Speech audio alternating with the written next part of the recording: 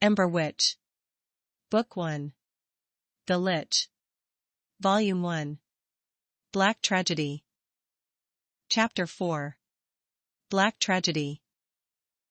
September 19, 459 BME to October 31, 461 BME. Fragment 35. The Escape.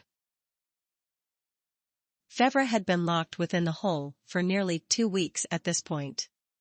He was uncomfortable, depressed and dirty. He had been fed regularly by a sweet young girl who during her short visits every 2 days asked him a multitude of questions not related to why he was imprisoned, why he was missing an arm or why he had a scar in the shape of an eye on his forehead.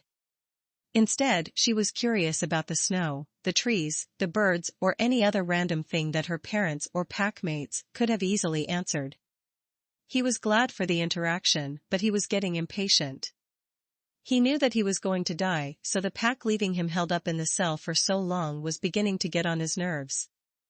Of course he didn't want to die, but the constant stress and anxiety of not knowing when it was coming had begun to eat at him.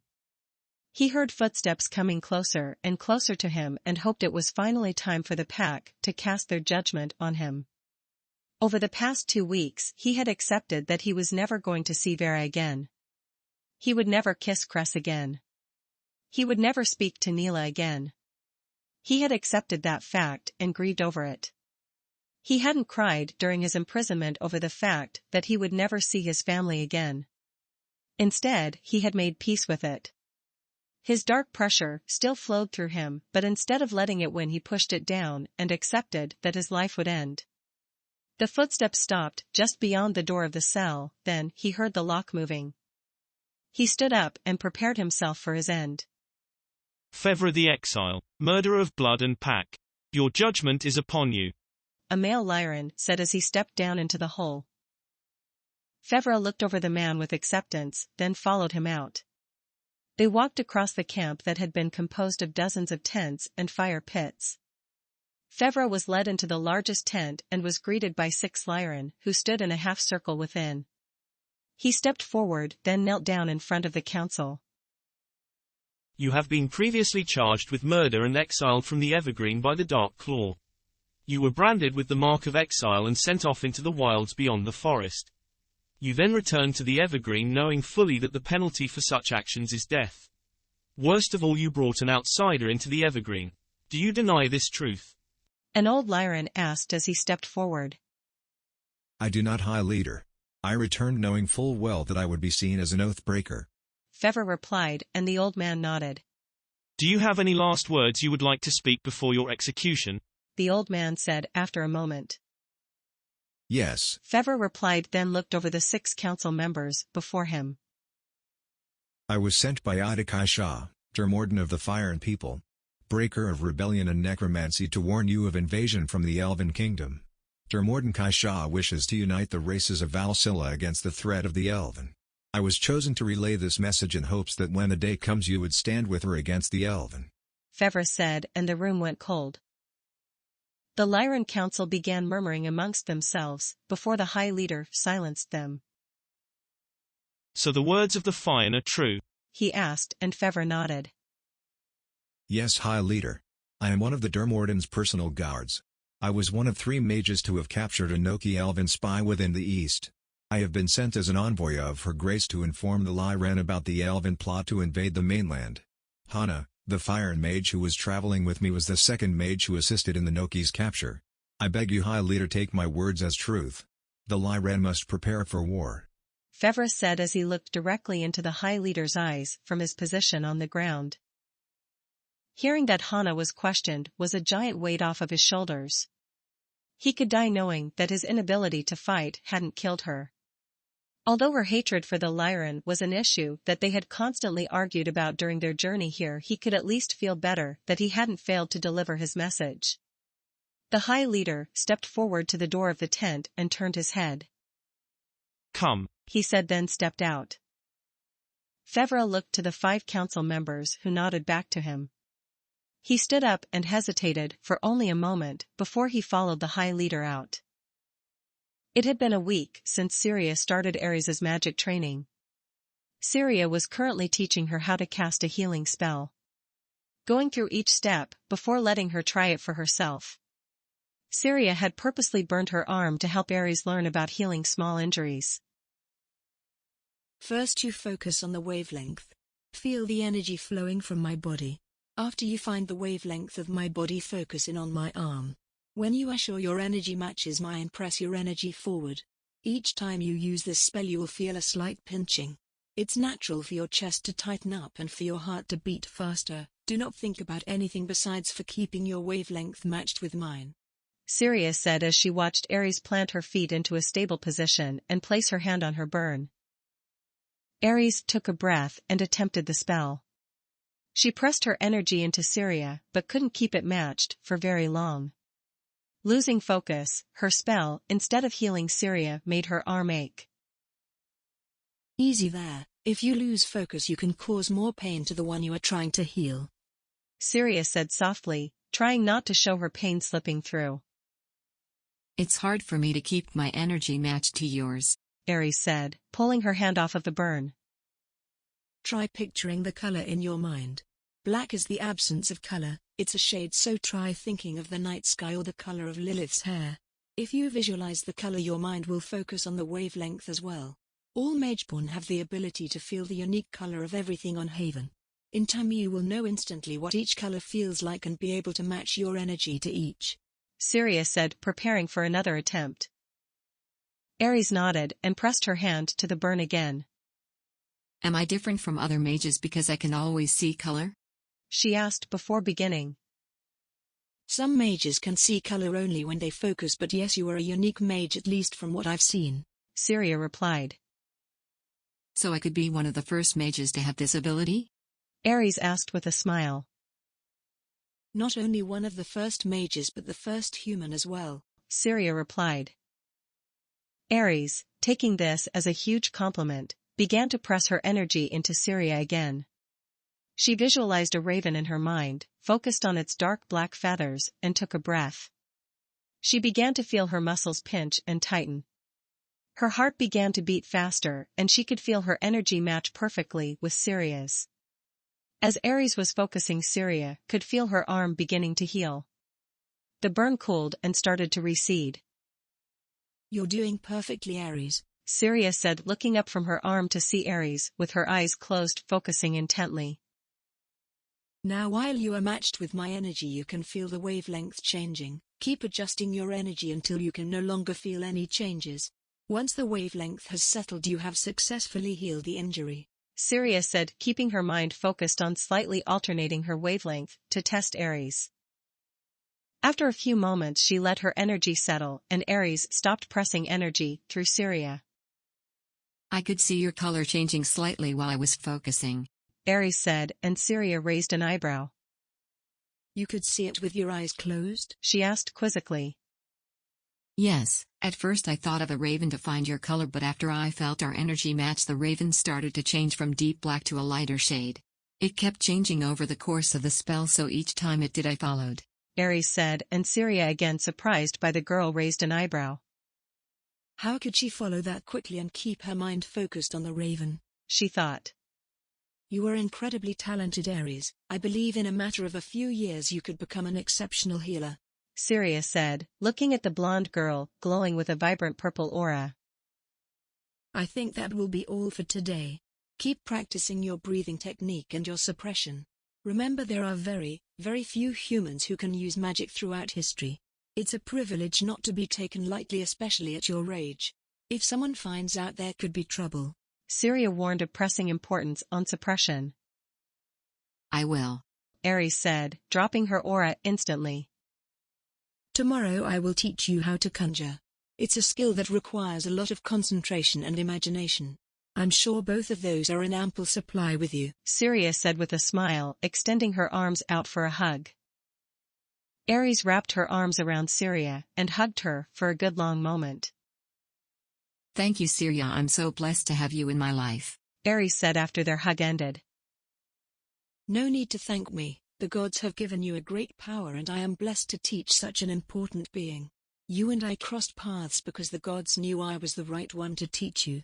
Syrya replied, then stood up to see Eve staring at them. She is very talented, Eve. You have raised a wonderful daughter. The gods must be smiling upon you, Syrya said, trying to keep things civil. The past week Eve had been rather intense about how long their lessons could be and hadn't let Lilith visit, although she had snuck out a few nights without her mother knowing. The nights Lilith had snuck out, Syrya had to bring her back after she had fallen asleep. Maybe Syrya had been a little too rough during sex, but by the gods the way Lilith squirmed and moaned made Syrya want to see her orgasm over and over. She did warn her that magic and sex together was intense. Eve called Aries over and turned around, not saying anything. She turned back around and smiled. The gods have smiled upon me, but they frown upon my entire family. The faster you heal us, the better, she said, then turned away, taking Aries with her. Syrya thought for a moment but didn't say anything. She wanted to tell Eve that she was wrong, that she had a perception of their religion that was so far beyond what was taught, but she resisted. She didn't want to create any more tension between her, otherwise she would never be able to see Lilith again. She sat down on the pew and began praying. Vera was finally able to put pressure on her leg and her arm was almost healed. The way she was chained to the wall hindered her healing ability, but after several weeks she had reached the point in which she could hang her body weight on it. She put her mind on the shackles holding her in place. She could just rip them out of the wall, but she wanted to be stealthy about her escape. She studied the shackles, finding the keyholes, and noted the pins and tumblers, then quickly began pressing her magic against the tumblers. After a few moments she was alerted by the sound of feet coming downstairs. The heavy metallic clank of armored soldiers rang out from the hallway. She dropped her color, hoping the guards coming into the dungeon would walk past her cell. Their footsteps got louder and louder as they made their way farther into the dungeon. She didn't know what cell she was in, but knew how far away it was from the stairs. 10, 15, 20, only 10 more steps until they are at my cell, she thought, fearing the worst, and her fear was realized as 3 guards approached her cell door. One of them fumbled with their keys for a moment, then finding the one he needed unlocked the door and pushed it open. Vera knew if she needed to she could take all 3 of them, but she really didn't want to alert the entire castle in the process, so she just hung there waiting for the guards to do their business and leave. The 3 guards stepped in and behind them walked the king. Vera tried not to shake in fear as the short brown-haired man, dressed in a deep blue dress robe, walked up to her. He grabbed her face and studied her for a moment before he grabbed a bottle from his robe and brought it up to her eye.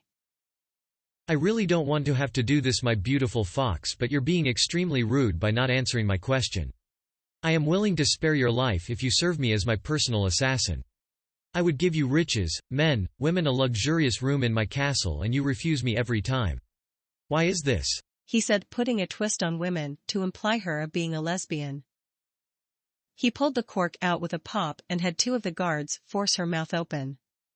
He drained the liquid in her mouth, and as soon as it touched her tongue, she felt a cold burning sensation. She tried to fight against it, but the guards forced her to swallow the burning drug. I assume you know what I just gave you. In a matter of moments your body will go numb, King Darian said with an evil grin. I know exactly what it is, and you're a sick fuck.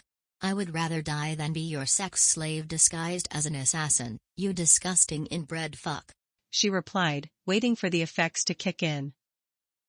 He punched her again, making her cough and gasp for air. Let her suffer for a while. I will be back tomorrow to give her special treatment, King Darian said after his grin went to an angry frown. Him and his 3 guards left the cell and began walking up the stairs as Vera began to have a seizure.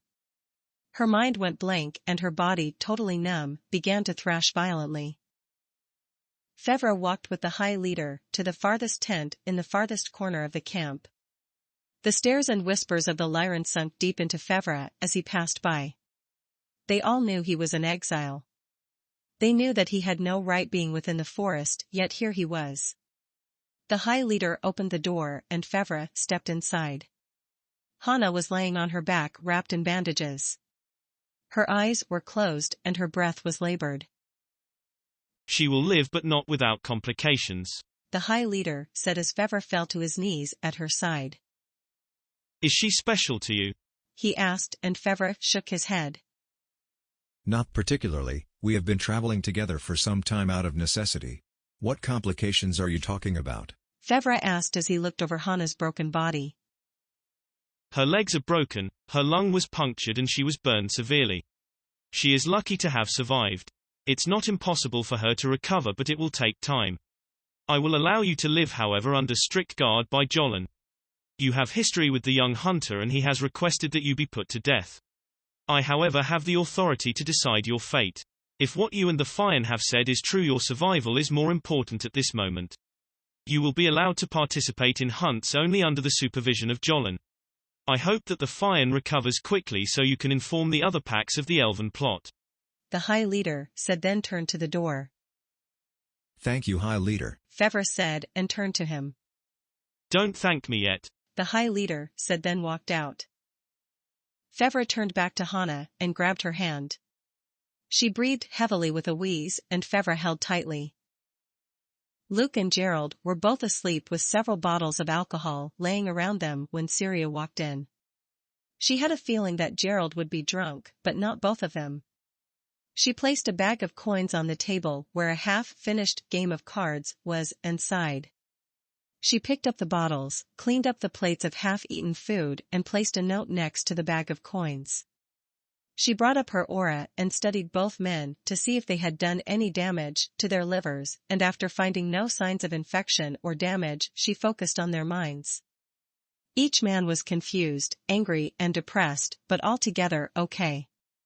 After a moment of observation, she left the room. Vera finally recovered from the drug after she had vomited onto the floor. After a few minutes, she focused her energy, then struggled to unlock the first cuff.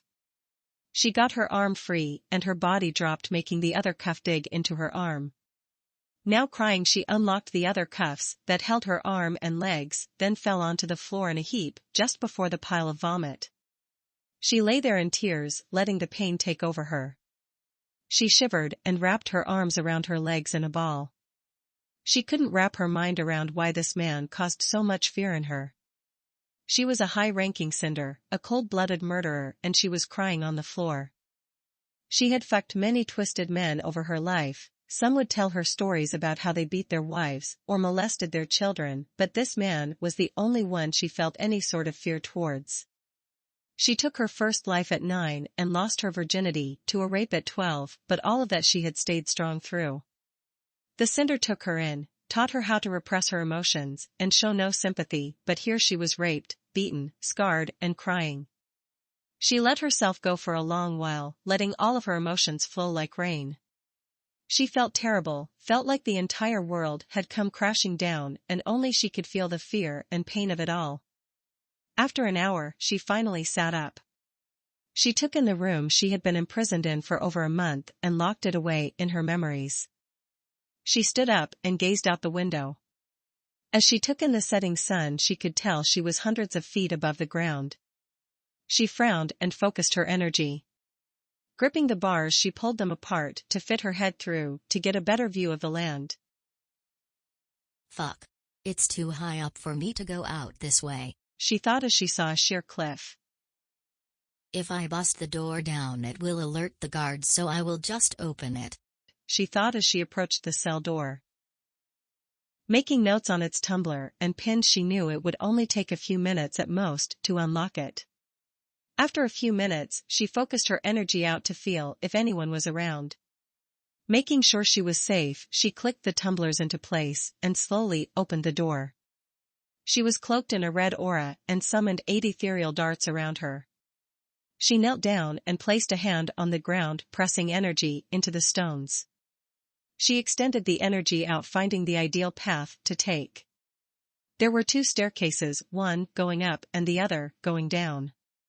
She assumed the stairs going up would lead to the main entrance, and the ones going down would lead to a lower level of cells, so she took her chances with the ones going up. She knew that she would have to fight her way out this way, but it was the only option she had that would guarantee her escape. She made her way to the stairs, keeping low to the ground. Stationed at the staircase was a single guard. He was leaning against the wall, smoking a Haven stem cigarette. Sloppy, unorganized and lazy, just as I thought, she said to herself as she shot a dart into his head. The man's head burst into viscera against the wall and his body began to fall to the ground. She focused her energy into the lifeless body to keep it from clattering against the ground. As she approached the body, she picked up the cigarette and took a few drags off of it, then blew a smoke ring. With a quick movement, the ring lit into a ring of fire. She pulled the fire around each dart until they all began to smoke. She pulled the smoke around her to mask her aura, then made her way up the stairs. As she reached the top of the stairs, she extended her energy through the floor again, feeling 4 people's energy. In return, she readied her darts. Making a quick roll into the room, she shot each dart into the guards. One hit a man in the chest. The second in the stomach, the third in the head and the fourth in the throat. Each dart exploded, causing blood to spray around the room. Vera looked around the room and found a cloak hanging from the wall. She grabbed it and covered herself in it. Her pants, still torn apart at the crotch, and her shirt covered in vomit and blood, it was better than nothing. She reached the door inside the room and opened it. As the door opened, a female guard approached it. "Hey, everything okay in there?" she asked. Getting no answer, she walked faster, pulling a sword from its sheath. Vera shot a dart at her, but missed, and the guard jumped back. "What the fuck?" the guard yelled, pushing the door open entirely to see Vera standing there. She rushed at Vera, swinging her blade. Vera sidestepped the attack, grabbed the woman's arm, then pressed energy into it, making the woman drop her sword. It clattered to the ground, and Vera shot a dart into the woman's back, which exploded as it pierced her skin. The woman's body turned into a shower of blood and bone. Only one dart left at her disposal, she left the room and made her way into a long hallway. Several doors broke off from left to right down the hall, and at the end was another staircase. She rushed up the stairs, stopping before she got to the top. The high from the Haven stem cigarette kicked in, and she pressed her energy into the stones. Feeling nothing, she entered another hallway. After looking through several rooms, she found a window. She peeked outside and noted her height. Exiting the room, she ran through the hallway up to yet another staircase. It wrapped around into a tight spiral with only enough room for one person to move through it. Taking the risk, she sprinted up it. She reached the top and ran into 7 guards. They all drew their swords and approached Vera cautiously. "How the fuck did you get out of your cell?" one guard said, and Vera shot a dart into his stomach. His body exploded, covering everything in blood. The other guards, in shock from what they just witnessed, didn't move for a moment, giving Vera the perfect opportunity to summon an ethereal sword. The first guard closest to her recovered and rushed Vera. She deflected several swings, then kicked the guard's leg out. He hit the ground and screamed out in pain. Another 2 guards rushed her, and Vera dodged several swipes, ducked under another, then cut off one guard's legs. She deflected an overhead slash, then decapitated the other guard. As the 2 men she just slain hit the floor, the guard farthest from her ran out of the room screaming. The prisoner escaped. Knowing the act of stealth was over, Vera finished off the remaining guards, deflecting attacks and counter-attacking when the guards presented sloppy openings in their defenses. Vera made it up another 3 staircases before she finally reached the main floor of the castle. She had slain 20 guards on her way up and was greeted by another group of 20 as she came up the last of the stairs. Her cloak covered in blood, her one good eye studying each guard as they approached. The group moved in unison, surrounding her with her only option of movement being back down the stairs. Vera pressed the attack first. She ducked low, swinging for the legs of one guard while simultaneously throwing a single red dart into another. The dart slammed into the guard, causing a burn mark on impact. As she connected with the guard's legs, another swung high, expecting her to come up from her duck. She kept low, swinging her leg out, and performed a heavy kick to the guard that just attacked her. 3 of the guards toppled over, one screaming as his body fell from his legs, and the other grunting as his leg broke. The group pressed their attack. 3 guards attempted to push Vera down the stairs using their shields in a row, forcing their weight into her. As the shields hit Vera, she stumbled backwards, but caught herself before she rolled down the stairs. She swung her red smoke-like blade into the shield of the first guard, and it shattered into a spray of sparks. Using the force of the blow to her advantage, she grabbed the shield and pressed energy into it, making the guard drop it. She spun it around, bashing the second guard in the face. Using the momentum of her attack, she jumped over the guard, kicking another to the ground as her body arched over the one she had bashed. They both fell into a heap on the ground. One guard, taking advantage of her immobility, chopped down with his sword. Vera rolled out of the attack, and the swing connected with the guard's pelvis. Several more chops descended upon her as she rolled over and spun on the ground. After making narrow escapes from 3 of them, she spun around, throwing her legs into the air while using her arms to perform a handstand. Her legs connected with 3 guards as she continued her spin, using the momentum of her body to keep her moving. She pushed off the floor with her hands and performed a backflip over a guard. As she landed, she used her energy to push him into another 2. The 3 crashed to the floor, which gave her an opportunity to summon 3 large darts. She shot one into a group of 5 men. The dart pierced through the stomachs of 3 men, then they flopped lifelessly to the floor. She had shot the next at a guard holding his shield up, hoping to deflect her ranged attack. The dart slammed into the shield and burst into sparks. She shot the last dart into his legs, causing the man to flip into the air and land on his face, breaking his neck. With several men already killed, she decided to take the rest on in a systematic manner. She focused her energy into a fireball and launched it into the group, causing several of them to scream out as their skin began to burn away. She launched another fireball onto the ground, creating a smoldering hole at the feet of several more guards. As the floor shattered into a hole, the group of guards fell together, each tripping on the other. She shot another fireball into the pile of bodies, and they collectively screamed. She was now facing 5 lone guards. She pulled her hands forward, focused her ever-straining energy, and conjured a large 2-handed axe. She gripped the transparent red handle and prepared for an attack. 2 of the men charged at her, and before they could reach her, she spun her axe, catching their bodies with the blade. It shredded through their armor, cleaving them in 2. The last 3 guards approached cautiously. One was wielding a poleaxe, another was carrying a sword and shield, and the last a crossbow with a bolt locked in place. The man with the poleaxe made the first move. He swung the axe down, and Vera guarded with her own. The poleaxe had a curved spike midway up the pole, and the guard locked the hook around Vera's axe handle. He yanked it free in a quick tug, causing the axe to hit the floor. As soon as the axe was free from her hands, the crossbow bolt fired. It hit Vera in the stomach, and she staggered backwards. The guard with the pole axe made another quick movement and swung the blade at Vera. She pulled up a red shield and deflected the attack, but fell to her knees. She was exhausted. She had used far too much magic fighting her way up the twisting stairs and hallways. The axe she had summoned dissipated into sparks on the floor next to her, and she was bleeding from the bolt that was lodged into her stomach.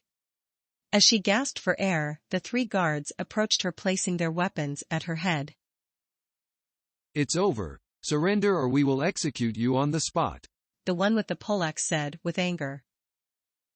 Vera pressed her energy into the floor, and with a quick movement she leaped over the 3, landing on her feet. She sprinted down the hallway as the 3 took chase. She reached a corner, running into a servant girl who she tossed into the path of the guards. The girl dropped a handful of sheets and other assorted bedding and hit the ground, tripping the guard with the poleaxe. As Vera sprinted down the hall, she noticed an open door and ran into the room. She stepped quickly into the doorway, ran to the window to the right of the bed, forced energy into her palm and pushed it outward, shattering the glass. She dived through the window and spun her body, landing on her back outside. She struggled to get up. The bolt, still firmly stuck in her stomach, protested as she moved. She took in her surroundings for a moment, then sprinted towards the castle wall. She jumped onto a tree and swung herself up through the branches until she reached the top, then jumped from there onto the wall. She was at the end of the path where the wall met the mountain. She only had to find a safe place to jump and she was free. She scanned the drop and found a tree 50 feet away. She sprinted the distance, then leaped off the wall. She reached for a branch and missed, striking a lower one, then fell to the ground flat on her stomach, forcing the bolt through her body. She rolled down a large hill and crashed into a boulder. As her body stopped moving, she gasped for air. Clawing for a breath, her lungs felt like they were on fire and her stomach was gushing blood. She attempted to stand but fell back over. She focused through the pain and pulled what was left of the bolt from her body, then vomited blood. Using the last of her strength, she began healing the wound. Halfway through the entrance wound and mostly healed from the internal, she slipped into unconsciousness.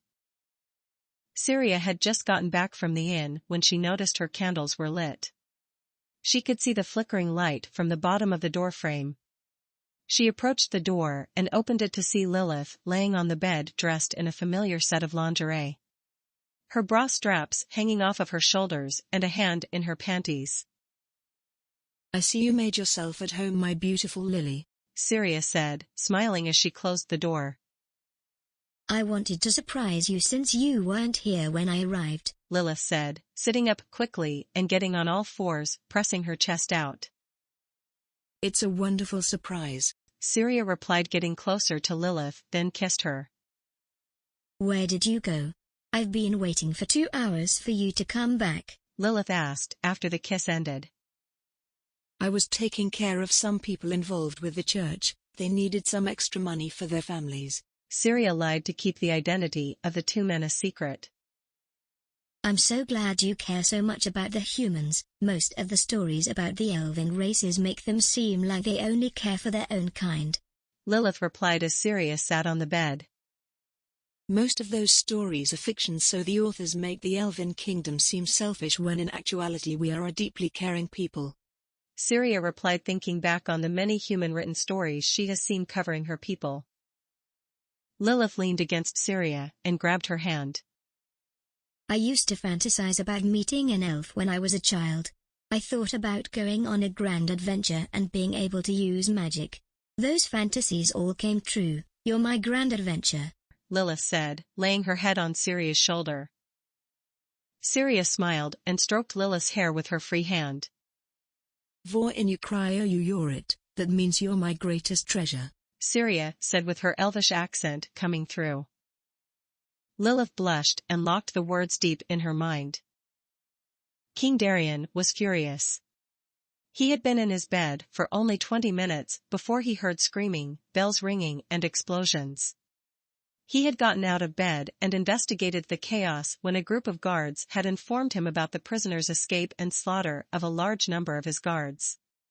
He was now pacing in the throne room waiting for the bodies to be taken to the crypt. He grabbed the goblet that he had left on the throne and slammed it into the ground, causing a dent to form. He cursed the gods and the elf that so ignorantly didn't mention that the Firen woman was a mage. He sat down in a rage and thought over everything that had happened over the past month. He was sure that she would try to take revenge for her torture and imprisonment, but who would she attempt to kill first, him or the elf? He needed to come up with a plan for her inevitable return and fast. The morning came and Syrya slid out of bed. She struggled at first, then realized that Lilith was still in her bed. She cursed and woke Lilith. "Your mother is going to be livid for this," Syrya said, fearing the wrath of Eve upon Lilith. "It's fine, I told her I'd be here," Lilith replied. "And she was fine with it?" "Not exactly, but I am an adult and under the god's roof, so she reluctantly let me come," Lilith replied, getting out of bed, then grabbed her clothes.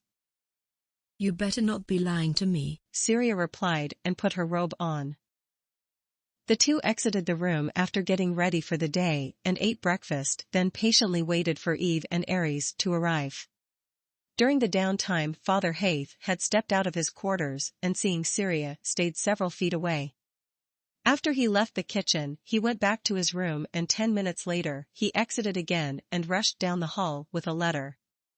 The bell rang and back he went into his room. Syrya could feel his nerves and suspected something but didn't say anything until Lilith asked why he was acting so strange. I'm afraid that I caused some friction between him and I. I'd rather not go into details right now, just know that it will resolve soon. The gods need us to work as a team. Syrya replied. Lilith nodded in understanding, then finished her meal. After another 20 minutes Eve and Aries arrived. Eve looked angry but didn't say anything, and Aries ran to Syrya with a huge grin. Look what I figured out last night, she said, then extended her hand and produced a glowing purple flame. Oh my, you have even more power than I thought. If you can make a flame without it exploding, Syrya said in surprise. I used what you taught me about color, she replied, then extinguished the flame. Well, since you catch on so quickly, let's teach you about conjuration, Syrya replied with a warm smile. Eve walked over to Lilith and pulled her aside. You snuck out to see her, and with no note at that? I can't believe this.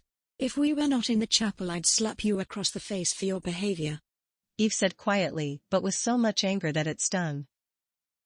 Lilith stared her dead in the eyes, and with a single sentence shut Eve down.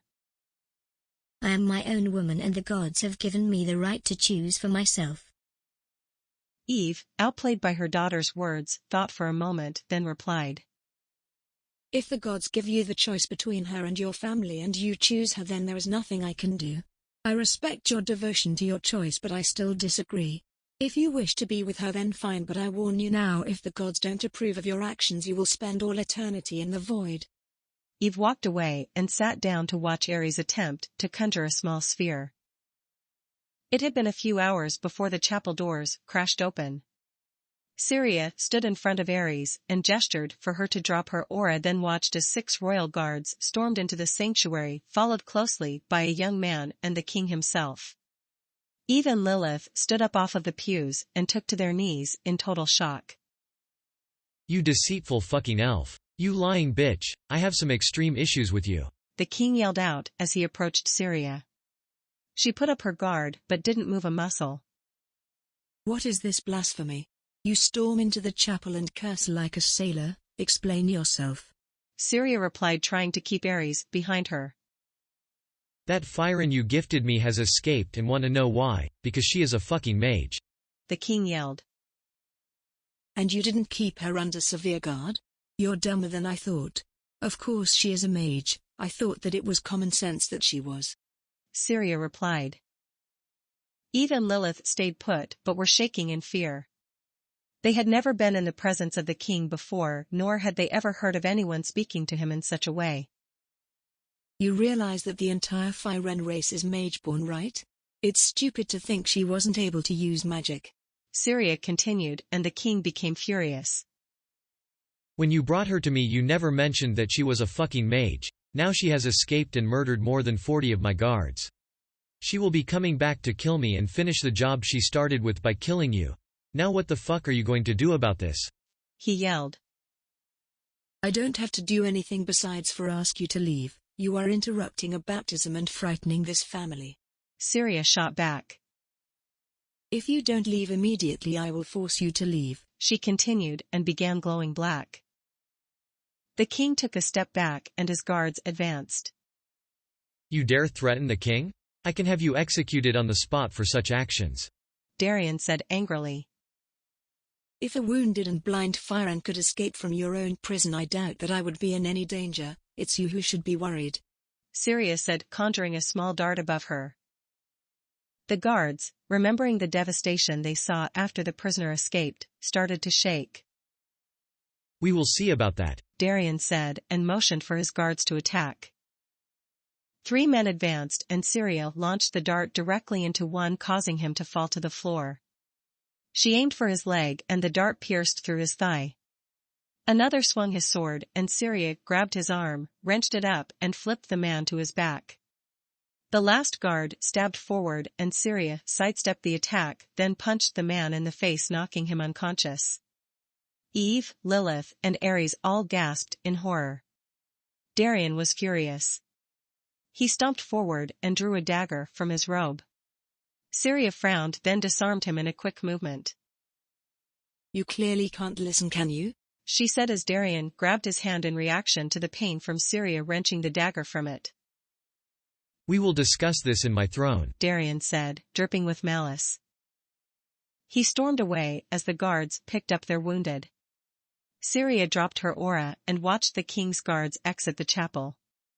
She turned to the Black family and comforted Aries, who was now crying. Eve stood up and in a quick flash she snatched Aries away from Syrya. You are mad. You assaulted the king and attacked his guards. Lilith stood next, still in shock of what just happened, and turned to Syrya. I can't believe that just happened, she said, trying not to show her fear. We need to move fast. If that assassin learns that Aries can use magic, she will come for her. We only have a few hours to get you out of the city, Syrya said quickly, pulling her aura up. You mean to tell me that my family is a target now? Eve asked, hiding Aries behind her. Potentially, yes. A mage-born human is a very rare event, and knowing that I'm the only mage in the city, she will return to finish what she started. I can't have you around when she does, Syrya replied. Lilith shook at the thought of her family being killed. I have to do this. There is no other choice. I'm sorry, Syrya said as she pulled the gemstone necklace from her cleavage. Eve looked furious as she saw her husband's wedding gift.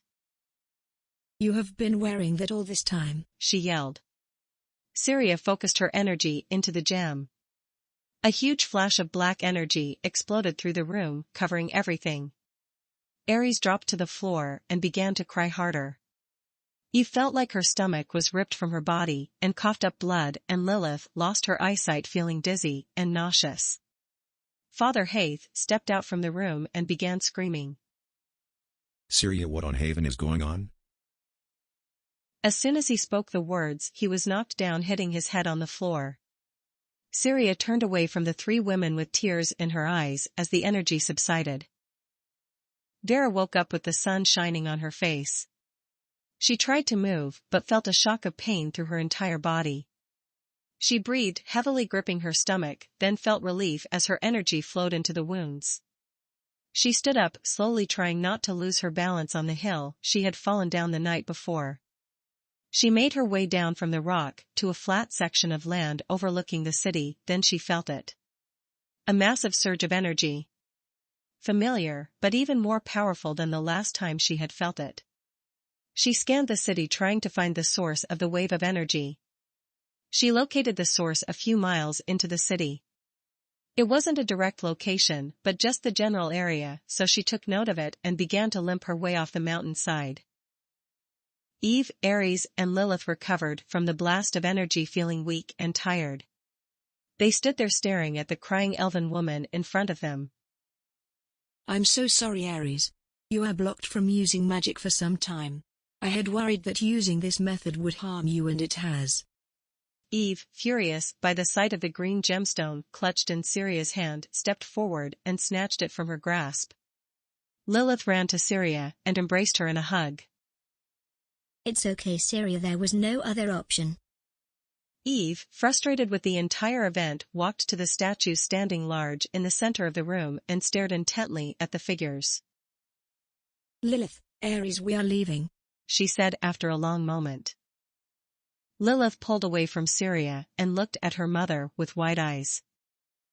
I will not hear any objections, Lilith. We are to leave now, Eve said as she began walking out of the room, grabbing Aries by the hand and pulling her away from Syrya. Lilith followed after a moment. Looking back to Syrya, tears beginning to well up in her eyes. Go, Lilith, I have already caused too much harm, Syrya said, trying not to let her emotions tear her to bits.